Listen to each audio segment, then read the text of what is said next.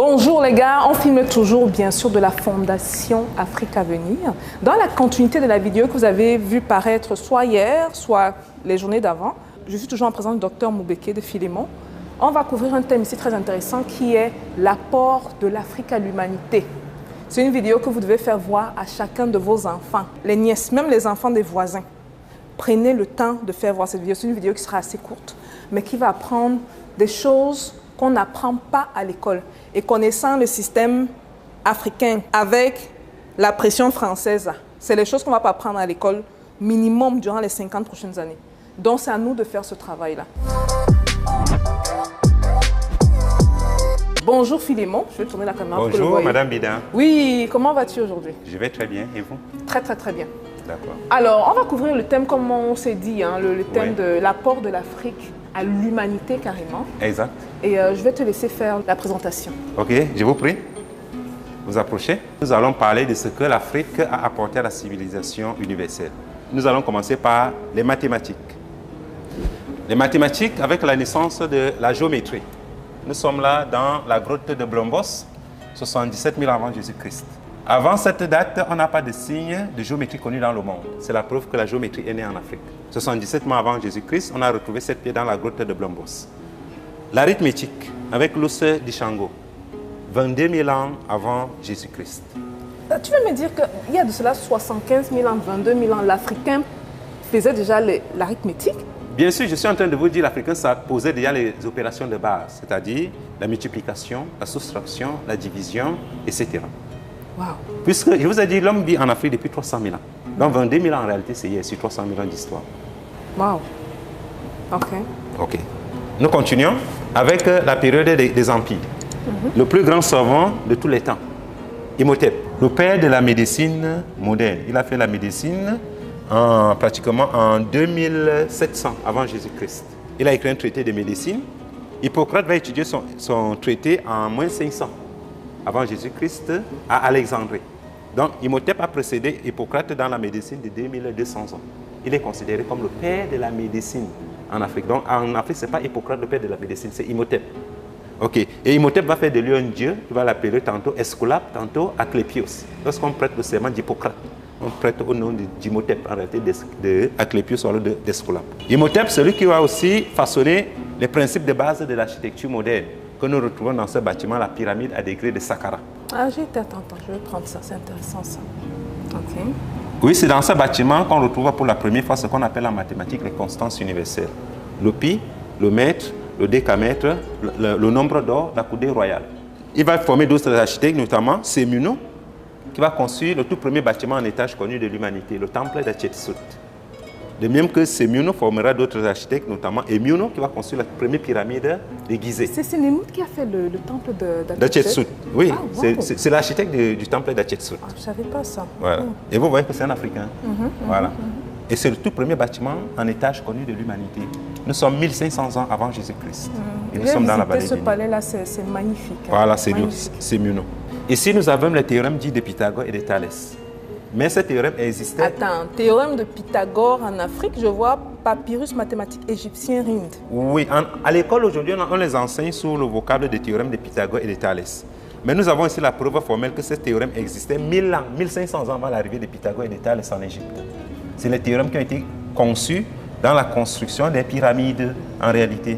Et le prêtre égyptien qui a façonné ce théorème s'appelle Yamusu, qui a transcrit ce théorème. Il s'appelle Yamusu.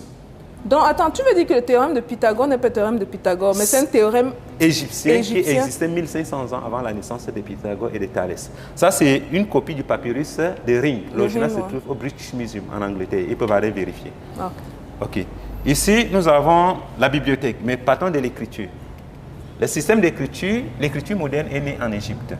Ils sont les premiers à inventer une écriture qu'ils vont appeler Nedou Netché, c'est-à-dire la parole de Dieu, les saintes écritures. C'est pour dire la même chose que les Grecs vont appeler hiéroglyphus, c'est-à-dire les graphiques sacrés. Ils écrivaient donc les Nedou Netché sur du papyrus. Ils vont aussi inventer le papier. Et la compilation des papyrus, les Grecs vont appeler ça biblos. Et le lieu où on garde les biblos, c'est ce qu'on va appeler la bibliothèque. C'est pour ça que la toute première bibliothèque c'est en Afrique, tout simplement parce que... mais je pensais que les Africains étaient des barbares. Oui, mais comment on peut avoir la première bibliothèque si on est des barbares? Tout simplement parce qu'on a inventé l'écriture et le papier. Il fallait conserver ces cas quelque part. L'Africain a inventé l'écriture. Et le papier. C'est pas possible. Vous pouvez trouver ça même sur Internet. Donc on n'est pas des barbares. Tapez origine africaine de l'écriture grecque, origine africaine égyptienne des nombres grecs, origine égyptienne de l'écriture latine. Vous allez trouver des articles dessus. Et c'est les Africains qui vont construire la toute première bibliothèque d'Europe, qu'on va appeler l'oracle de Dodon, sur l'image de l'oracle d'Amon. Ok. Et l'écriture moderne que nous connaissons vient de là. Les Égyptiens vont donc synthétiser cette écriture à travers 3 alphabets. L'hiératique, le démotique et le méroïtique. Et c'est à travers ces 3 alphabets qu'on écrit toutes les langues du monde. Et c'est de là que tout est parti. Et c'est pour ça que vous allez voir, dans bibliothèque aussi, je vous ai dit que la compilation des biblos, on va appeler ça bibliothèque. Et c'est le mot biblos qui va donner le mot Bible. C'est pour ça qu'on dit que la Bible est la parole de Dieu. Pourquoi? Parce que sur les Bibles, on écrivait les Nédou Nétiers, c'est-à-dire les Saintes Écritures. C'est aussi simple que ça. Hein? Ça, c'est d'un point de vue historique. Voilà. On continue avec le calendrier. Pourquoi le calendrier? Vous devez savoir que la civilisation est une conséquence de l'agriculture, la pratique de l'agriculture. Sans agriculture, on n'a pas de civilisation.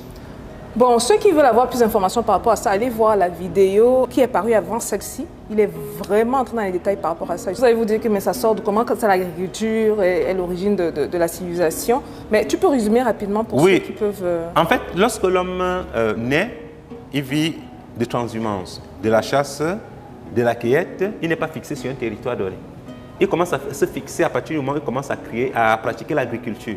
Il crée donc les premiers regroupements humains qu'on appelle les proto-villages. N'est-ce pas? Quand il crée les proto-villages, il doit délimiter les espaces pour que chacun ait sa parcelle. Il invente l'appantage. Il doit savoir quand s'aimer, quand récolter. Pour ne pas travailler en vain, il invente le calendrier. Les heures creusent donc. Entre la semis et les récoltes, il a le temps pour philosopher, il a le temps pour rendre un culte à Dieu, pour se poser les questions d'ordre existentiel. D'où je viens? Comment se fait-il que je sois là? Donc, le calendrier, comme la civilisation, sans agriculture, vous n'avez même pas le droit. Vous n'avez pas la politique, vous n'avez rien. Allez voir la vidéo, vous allez mieux comprendre. Exactement. Vous avez les systèmes de gouvernement. Je ne vais plus revenir sur les pyramides, puisqu'on a vu les constructions là-bas. L'État moderne est né en Égypte. Le chef d'État, le pharaon. Le premier ministre, le Tchatchi. Les circonscriptions administratives, les noms. Le maire, ils appellent le maire Menut. M-E-R-N-W-I-T. Menut. Donc même la fonction de maire est née là. En fait, les Grecs vont venir porter l'État, la République. La République est égyptienne, elle n'est pas grecque. La preuve, c'est quoi? Platon écrit sa République lorsqu'il est étudiant en Égypte. Il rêve donc que sa Grèce natale qui se déchire dans les guerres du Péloponnèse entre la Ligue d'Athènes et la Ligue de Spa sera un jour un pays réunifié et dirigé par les prêtres savants, ce qui est appelé les philosophes rois. Juste pour situer les gens, si on parle d'Égypte, on parle de l'Égypte noire. Hein. On parle de l'époque. Oui, je parle de l'Égypte avant l'arrivée des Arabes. Les Arabes arrivent en Égypte exactement en 641 avec la prise d'Alexandrie par les Sarrasins. Donc on connaît la date exacte. 641, la prise d'Alexandrie. Voilà. Donc, nous parlons de l'Égypte bantou, noir et bantou. C'est de ça que nous parlons. C'est-à-dire l'Égypte qui va du pharaon, comment on dit, Namer, le fondateur de la première dynastie, à Nectanebo, le dernier pharaon noir. Je ne parle pas des envahisseurs parce que les envahisseurs ne sont pas des pharaons. Il faut qu'on se comprenne. Après l'Égypte, nous entrons dans l'empire du Mali. Normalement, on aurait dû mettre le Ghana, n'est-ce pas? Mais faute d'espace, on a sauté le Ghana. Mais l'empereur du Ghana a été destitué parce qu'il a refusé de se convertir à l'islam, n'est-ce pas? Et sur les cendres du Ghana, naîtra dans le Mali. Mais même à l'heure du Mali, vous retrouvez des universités, n'est-ce pas? Avec l'université Sankoré de Tombouctou. Que tout le monde connaît, j'espère. Okay. Et même à cette époque, il n'y a pas encore d'université en Europe. Les universités en Europe arrivent à quel moment? À partir du moment où les Arabes qui ont conquis le nord de l'Afrique vont convertir les Africains qui étaient pratiquement sur toute la bande, c'est-à-dire partant de l'Égypte jusqu'en Mauritanie. Les Africains convertis à l'islam, c'est eux qu'on appelait les morts.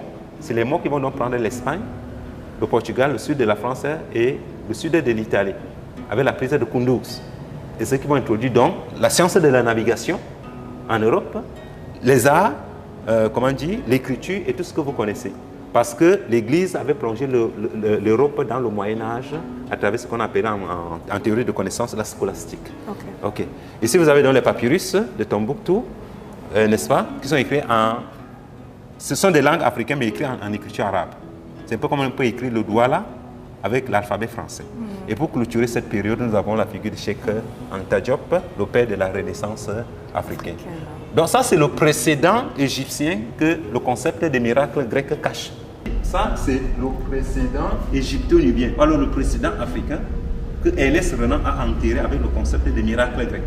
Le miracle grec signifie donc quoi? Si vous permettez, que les Grecs ont accédé à la mathématique par miracle, les Grecs ont accédé à l'architecture par miracle, ils ont accédé au calendrier par tout miracle, par miracle, ok. Au gouvernement, à la République par miracle, aux universités, aux écoles par miracle. Mais il y a de tout ici. Il y a la politique, il y a on appelle l'architecture, la mathématique, la physique. Oui. Il y a la médecine. Dans la vidéo précédente, je vous ai dit que tout est un. Tout est un. Il n'y a pas de différence entre le mathématicien et le théologien. Entre le juriste et le chimiste. On étudie tous les lois de comportement de la matière sorties du noun, c'est-à-dire la maths. L'ordre du monde. Okay. C'est ça la maths. Bon, comment tu peux résumer cette vidéo avant qu'on ne passe à la prochaine, au prochain thème? Pour résumer, je dirais simplement... Quel est donc l'apport de l'Afrique au monde? C'est l'Afrique qui a apporté la civilisation au monde, c'est-à-dire la modernité est africaine. La modernité n'est pas en dehors de nous, elle est africaine.